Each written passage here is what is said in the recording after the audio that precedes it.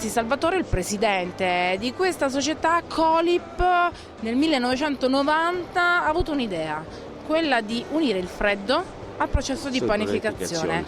Il pane, per arrivare alla qualità massima, significa che bisogna utilizzare delle materie prime e seguire un processo naturale, non forzare con prodotti chimici, utilizzare dei lieviti naturali, e questi lieviti naturali vengono controllati con delle temperature. Per questo Colip ha le varie macchine, iniziando dai refrigeratori d'acqua, dove riusciamo a controllare le temperature degli impasti. Queste temperature degli impasti sono importanti, non sentendo del clima esterno riusciamo ad avere gli stessi impasti alla temperatura sia d'inverno che in estate in varie parti del mondo. Poi abbiamo le macchine per la maturazione del lievito naturale. Significa climatizzare questo impianto, lasciargli la sua maturazione naturale, lasciarlo fermentare. Questo è un lievito naturale che dopo si passa all'impasto finito.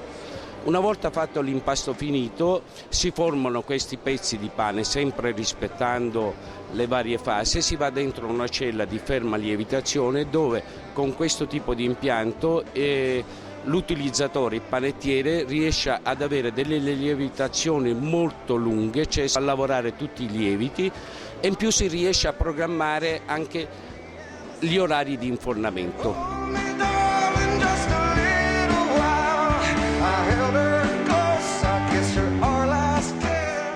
Significa niente spreco, ma soprattutto significa dare sempre prodotto fresco ai consumatori.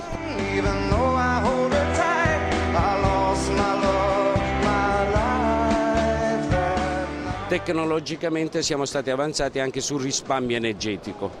Risparmio energetico significa avere meno costi di gestione ai panettieri e meno consumi elettrici. Su questo utilizziamo dei motori a doppio stadio, utilizziamo dei ventilatori ad alto rendimento e continuiamo ancora con il nostro ufficio di progettazione a lavorare sul risparmio energetico.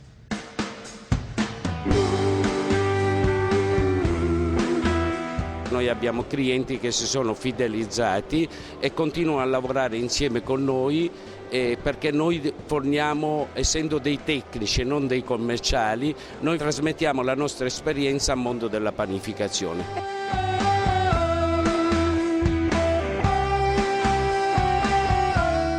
www.colip.com